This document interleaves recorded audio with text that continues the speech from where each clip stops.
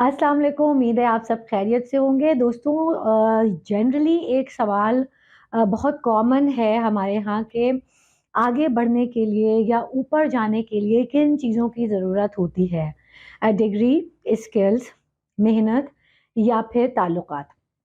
इस पे ज़रा रिफ्लेक्ट कर लेते हैं कि आगे जाने के लिए या ऊपर जाने के लिए जो बुनियादी चीज़ है वो क्या है?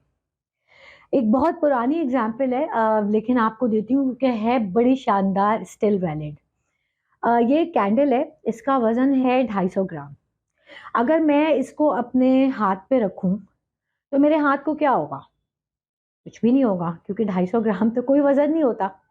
लेकिन अगर कोई मुझे ये कहे कि इसको पूरा दिन ऐसे लेके बैठी रहो, तो क्या होगा? तो मेरे हाथ को इसका वज़न पता चलना शुरू हो जाएगा। और अगर इसी तरह मैं 2 दिन, 3 दिन इसमें दिन बढ़ाती जाऊँ, तो फिर मेरा हाथ जो है वो थक के ऐसे नीचे गिर जाएगा, क्योंकि वज़न जो है वो बजाते खुद कोई चीज़ नहीं होता, ये रिलेटिव होता है टाइम के साथ।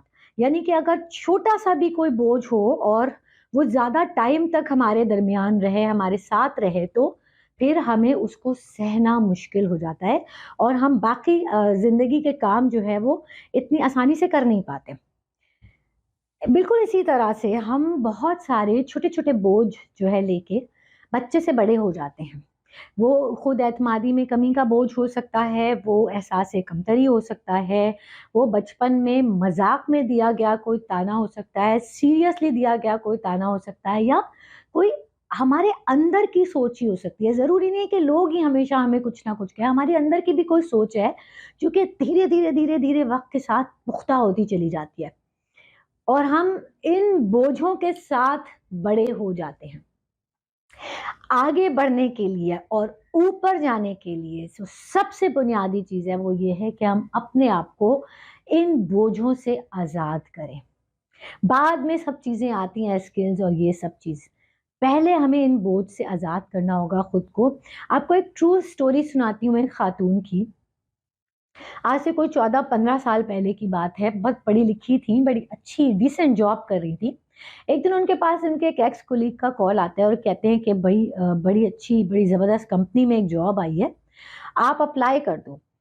जब उन्हें पता चलता है कि किस कंपनी में है, तो वो ये कहती हैं कि नहीं, मुझे ये लोग कहाँ रखेंगे। अ, तो वो कहते हैं कि भाई क्यों नहीं रखेंगे आपको?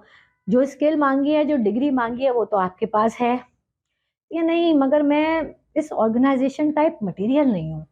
मेरा बड़ा हम्बल बैकग्राउंड है, मैं इतने पॉलिश लोगों में कैसे सर्वाइव करूँगी? ये नहीं हो सकता। ख़ैर अपनी किसी दोस्त से डिस्कस करती हैं, तो वो ये कहती है कि भाई इतनी बड़ी ऑर्गेनाइज़ेशंस में क्या होता है कि वो पहले बंदा हायर कर लेते हैं और अखबार में इश्तहार वो सिर्फ़ फ़ॉर्मेलिटी के लिए देते हैं। अब स्टैंप लग गई जी। 2 दिन के बाद उन कोलीग का फिर कॉल आता है कि आपने अप्लाई किया? बोला नहीं भई, मैं तो कोई अप्लाई नहीं करने वाली। तो वो कहते हैं कि अच्छा, अगर आप कहो तो अपना सीवी मुझे दे दो, मैं अप्लाई कर दूँ। हाँ, ठीक है, अपना शौक पूरा कर लो। 1 हफ्ते के बाद उन्हें उस ऑर्गेनाइज़ेशन से इंटरव्यू की कॉल आती है। अब उनके कान खड़े होते हैं कि अच्छा, मुझ में कुछ है।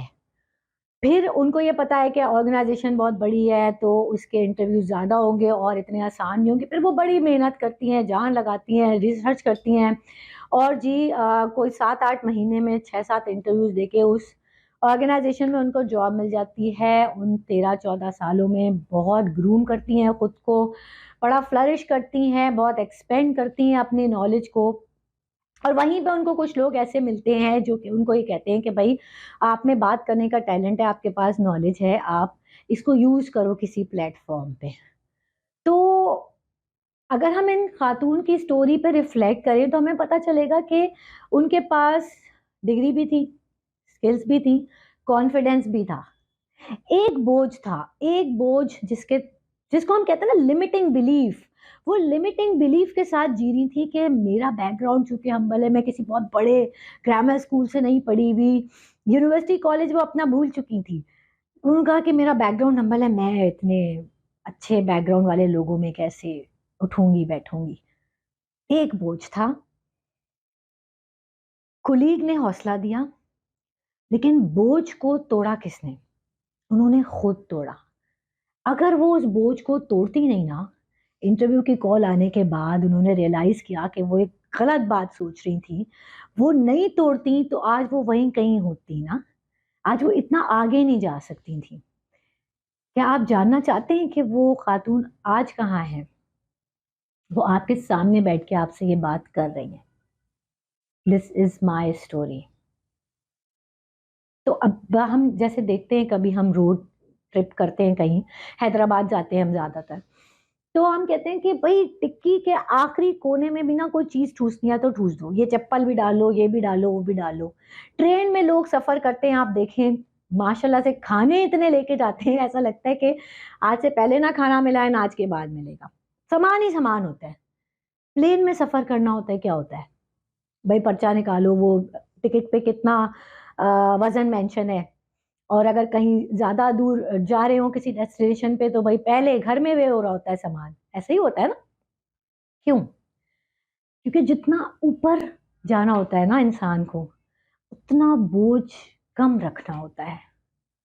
ये चीज़ हमें समझनी है कि बोझ को कम से कम रखें अगर उड़ान आपको ऊँची भरनी है, कैसा भी बोझ होगा उसके साथ आप बहुत ज़्यादा ऊपर नहीं जा सकते। मेरी स्टोरी में मेरे पास सिर्फ़ और सिर्फ़ एक बोझ था, आपके पास कितने हैं ये सोचिएगा और उनको कैसे तोड़ना है, इस पे ज़रूर काम कीजिएगा। मुझे सुनने का बहुत शुक्रिया। अल्लाह हम सब का हाफ़िज़ व निगहबान हो।